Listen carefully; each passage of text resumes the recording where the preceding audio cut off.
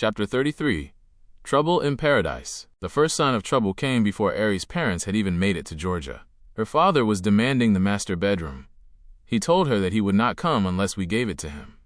I told her to tell him to stay in California if that was the case. I wasn't letting anybody move into that room. By this time, I should have seen what everyone was talking about. But I guess I had to find out for myself. Ari and I were already having problems. We were barely getting along because we were having serious financial problems. People tend to forget about the good times when finances go awry. To make matters worse, my back problems had returned. I could barely walk. The pain made it hard for me to find consistent work. When my in-laws arrived, I did everything I could to make sure they were comfortable. I treated them the same way I would have treated my own parents if they were there, but their timing couldn't have been worse. Ari and I were really going through. We weren't kissing, and there was no sex. We were barely communicating. Usually we would talk several times a day. Even my stepson stopped communicating with me as he normally did. Things were falling apart, but we were trying to work them out. Within 4 months, things had changed drastically. I was feeling like I was living with a family that I was not a part of. My wife had started going out with her friends all the time, and I was going in and out of town, sometimes out of the country, chasing after this music thing. Our marriage was holding on by a string. The tension in the house was thick. When I left for my gigs in Amsterdam, my father-in-law was working on a model train set. It was the size of a twin bed. That train set took up over half of the guest room, but that wasn't as bad as the Blockbuster movie store he had set up in the same room. He had installed shelves and organized his movies in alphabetical order. There were at least 3,000 VHS tapes in his collection. As crazy as it was, I offered a compromise. I told my wife that he could have the recording booth that I had built in the garage to store his tapes, but he complained that the climate would damage his collection. When I returned from my gig in Amsterdam, I was looking for my cat. His name was Studio. When I couldn't find Studio, I started looking for his litter pan. When my son came home from school, I asked him where the cat was. He said Grandpa gave it to the lady. I called Ari cursing like a motherfucker. When we talked, she said I didn't want the cat anyway. My father-in-law had taken over my house, and I had let it happen. I couldn't say anything to Ari, because her father could do nothing wrong in her eyes. He knew what he was doing, because the more she and I fell out, the more silent he became with me. I felt like he was trying to be her husband and her father. He was trying to do everything I was doing. When I talked to her mother about our problems, she would say, "It will be okay." After a while, that changed into, "Maybe you all should separate if that's what she wants." Ari had been telling me that she didn't want to be married anymore. She said that I didn't have enough to offer. She felt that I was taking from my other children. She needed more. She wanted me to leave our family home, but I didn't want that. I tried marriage counseling, but by that point, it didn't matter to Ari what anybody had to say when it came to making the marriage work. I had nowhere to go. I packed my truck as much as I could, but the majority of my things went into the trash, and I walked away from my wife, my sons, and my life. Everything I had dreamed of was gone. I slept in my truck for about 2 weeks. I would stop in at LA Fitness to shower. When I left, my mind wasn't right.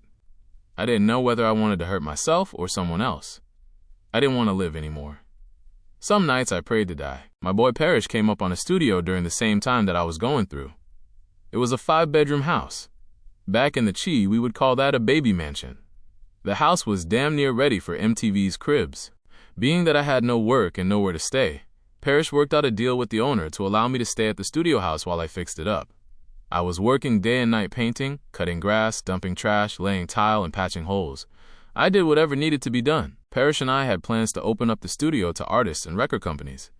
I had already started to take on clients. There were even some producers and engineers that were getting involved, but the house was taking forever to complete. Late one night, I sat in that very house and contemplated suicide. The problem was, I was too scared to die and too smart to kill myself. Once again, I was feeling sorry for myself. My life had been a series of highs and lows, and I couldn't imagine my future. The Spirit of God came to me that night saying, "Look around." "What do you mean you don't have anything?" It was a revelation for me. I had been complaining about my circumstances, not realizing that despite all the things I had been through, God had always kept me. Chapter 34. Dearly Departed. While things were falling apart in Atlanta, I got the news that my sister Linda had suffered a stroke. It took me a while to come up with the money to go back home, but I called to check on her every day. The stroke had messed up her speech, but she was eventually released from the hospital. Whenever I talked to her, she would cry because I couldn't understand what she was saying. She had been so used to saying whatever she wanted, whenever she wanted. It was a harsh reality, and it reminded me of how my mother suffered. I never really realized how sick my sister Linda was. Before long, she suffered another stroke. This time, her brain swelled and she had blood clots. It was devastating. While Linda was in the hospital fighting for her life, Kimberla's father, my Uncle Junior, was in hospice, preparing to make his transition. Kimberla and I made the drive to Chicago to see her father. While I was driving, Kim fell asleep. We were about 2 hours away from Chicago when my phone rang. It was my Aunt Joanne. Kimberla's father had died. She told me not to say anything to Kimberla, so I didn't. It was one of the hardest rides of my life. I knew how close Kimberla and her dad were.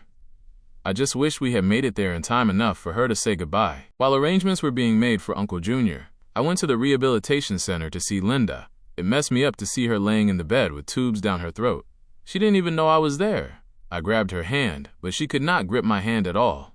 There was a sense of emptiness, but I was still hoping and praying that she would pull through. After the funeral, I went back home to Atlanta.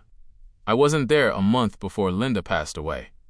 No matter how many people I lost, I could never get used to death. It always knocked the wind out of me. Losing my sister broke my heart. When I went back to Chicago, I went alone. It hurt my heart to travel alone. I couldn't believe that Ari wasn't with me. At the service, everyone was asking, "Where is your wife?" I had experienced death in so many ways. I had lost so many people that were close to me. If I ever needed someone by my side, it was then. I felt like I was in a lonely battle. True enough, I had family and friends, but I needed my wife. I needed her shoulder to cry on.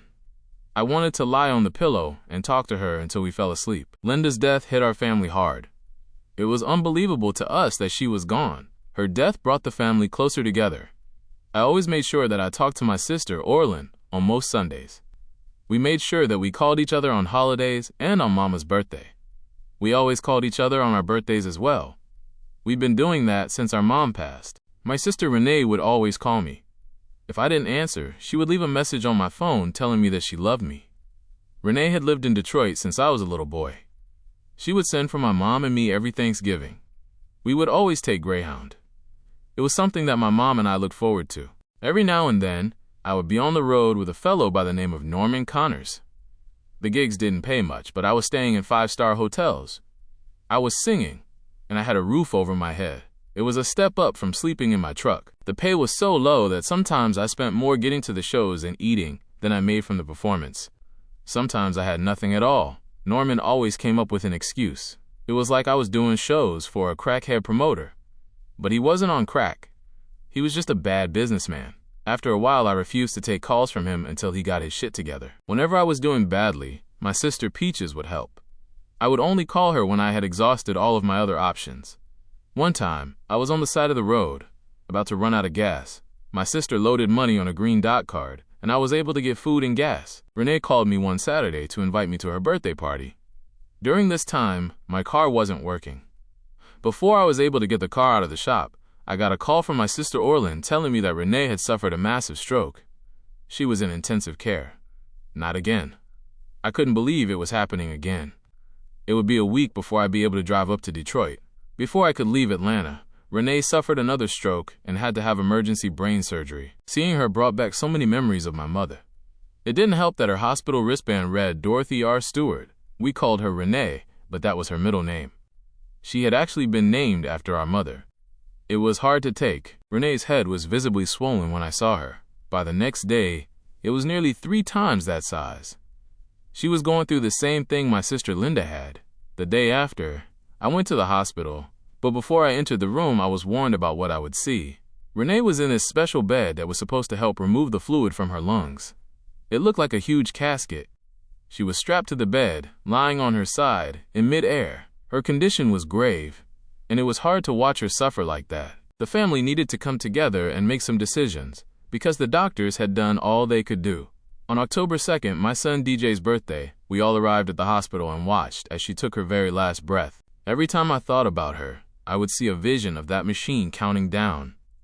I just could not believe this shit. I had faith in God, but this I just didn't understand. I felt cursed. I had lost 2 sisters and an uncle in the same year,